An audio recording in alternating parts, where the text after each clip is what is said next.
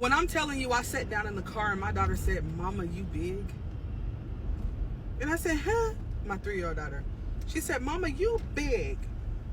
You big because you the mama." Now, I was almost offended because I know I'm big. I done gained a lot of weight. I actually want to lose 100 pounds. But anyways, my daughter didn't even mean it like that. She just was telling me, "Mama, you know, you're big, I'm small." She was doing a comparison thing. You feel me? But anyways, I just wanted to tell y'all the way my morning goes every day. People don't really understand like the life that I live, so I just want to explain it to y'all. For anybody who's new here, I'm a single mother of 5. One of my kids is my nephew. I've been taking care of that baby since before I had kids, and then I have 4 younger kids between the ages of 6 and 3. Honey. So I wake up at between 4:30 and 5:30. I have alarms that go off between 4:30 and 5:30. So whichever alarm I choose to listen to, I wake up at that time. I get centered. I speak to God.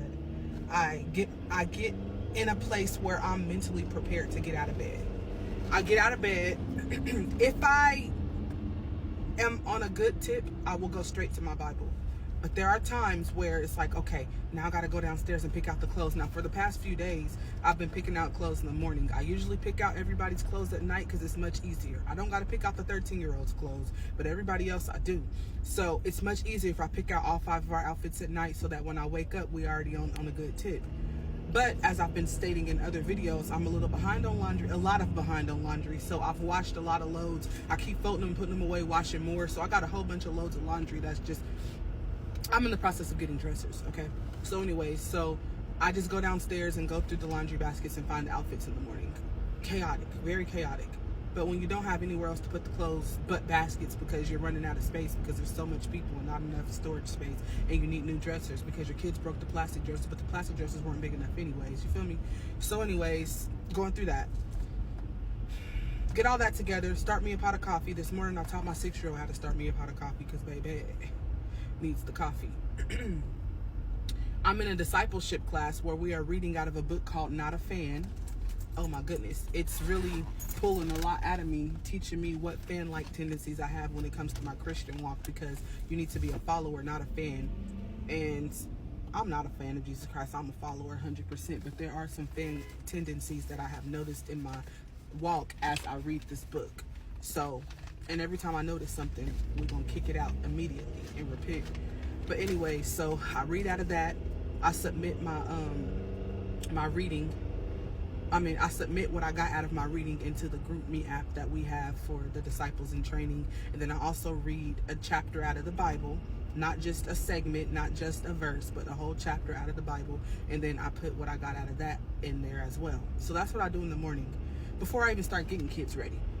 Now, if the kids wake up while I'm doing that, I'll pause on that and then finish that later after I get to work, which that's what happened today. My kids woke up while I was doing that. So anyways, some of my kids' hair is already done, some of it's not, so I had to do hair. Make sure the kids get dressed. That 3-year-old always takes her socks off and loses them, then I gotta find more socks. This morning she lost her outfit, so I had to get her another outfit. My 6-year-old is really good at helping me whenever people start doing too much. She'll start to help me get the house in order, but baby, just know. My 13-year-old gets on the bus an hour before the younger 2 get on the bus, so he's not there to help with all that stuff. But even if he was there, he kind of just sits in his own little world anyways. So it's just a whole bunch of back and forth, do this, do that, yada yada, give them snacks, give them whatever, because they're gonna eat breakfast at school, but I just make sure that they're fed before they get on the bus. Jesus Christ.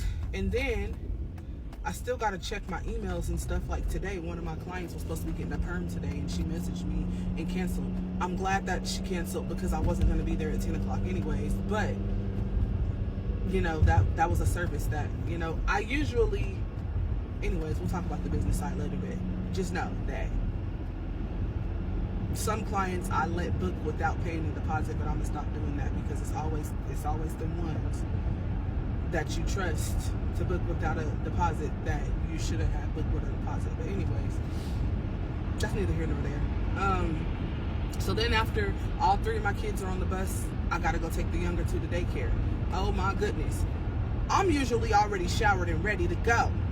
This morning, no, I didn't get in the shower until after everybody got on the bus. So we're running behind, just literally 100% behind, not even gonna cap. And throughout all of this, I'm still a content creator, I'm still a mom, I'm still a business owner. Like, so I still have to be on my phone answering stuff. There's a text message thread going on with my job right now because something happened at my job yesterday, so I'm having to respond to that. So it's just a whole bunch of, like, my brain is being used while my body is being used. I don't get to just chill. And then some people will be like, well, you need to just take some stuff off your plate. Take what off my plate? Because everything I do is either bringing in money or something that God told me to do, or I'm taking care of my kids. I don't do any extracurricular activities. Everything that I do is literally laser focused. This is for God. This is for my children. This is for my business. But all of those things are for God anyways. My children and my business are for God. So I'm like, there's nothing on my plate I need to take off. I ain't got no boyfriend. I'm not entertaining nobody. I don't have nothing extra that I'm doing. I don't do extracurricular activities. I don't have sex. I don't drink. I don't smoke. I don't party. I don't hang out. So there's nothing that I do that I need to take off of my plate. And then I got a 13-year-old that's in basketball, and he has a game 2 days a week. And then the rest of the days he has practice. So I'm always busy. Like, my brain and my body are always moving at all times. Being a single mother is very hard. I do it. I do this. I make it look easy, but it's not easy at all. Giving it to God is what makes it easy. When I say give it to God, it means not stressing. If I need to take a little bit longer to do something, I'm going to. If I need to pause to eat, I'm going to, because there was so many times that I burnt myself out by not taking care of myself. But I give it to God now. If I don't meet the deadline, I don't meet the deadline. If I don't meet the time, it's cool. Yesterday, I was doing braids until like 7:30 at night, almost 8 o'clock. And guess what? I had somebody else go pick my kids up. Usually, I have to stop doing hair at immediately 4:30 so that I can get everybody picked up by 5 and 6 o'clock. But no, I was in the middle of box braids. What am I going to do? I gave it to God. And God's like, now, you know, there is a woman who has a child that goes to every single one of your kids' schools. Ask her to pick them up from after school program. Bet. And then one of her kids is in basketball practice with my son, so she had to go to his school anyways. So it just made sense. Like, you know, just giving it to God, he will show you the answers. Like, if I was just stressed out, I would be like, oh my gosh, it's time to get my kids. I'm not done with your hair. And I would stress myself out. What can you get done when you stress yourself out? Nothing. There's so much that I allow God to control, which is why I am not stressed out. There are people who do 10% of what I do and are stressed so much that they have to drink every day. I'm on full throttle. I'm always busy. I am always doing something. My hands are always doing something, or my brain is always doing something, but I'm not stressed out. I'm good. I'm content. I will talk about my situation because it's my situation. I can talk about it if I want to, but I'm not stressed out about it. I don't feel damaged about it. I don't feel like, oh my goodness, I can't handle, because I know that I'm not doing nothing that's outside of God's will. I know that I'm not doing nothing that's bad. I know that I'm not doing nothing that's going to send me to hell. I know that I lead people to Christ at my job, on social media. Everything that I do, at my children's daycare, I even talk about God. So, like, I know that I'm a walking disciple. You know what I mean? So I don't have to worry about whether or not what I'm doing is going to send me to hell, or if it's bad, or, you know, because I know. You got to know that you know that you know, and I do. So that's just a little glimpse at my life.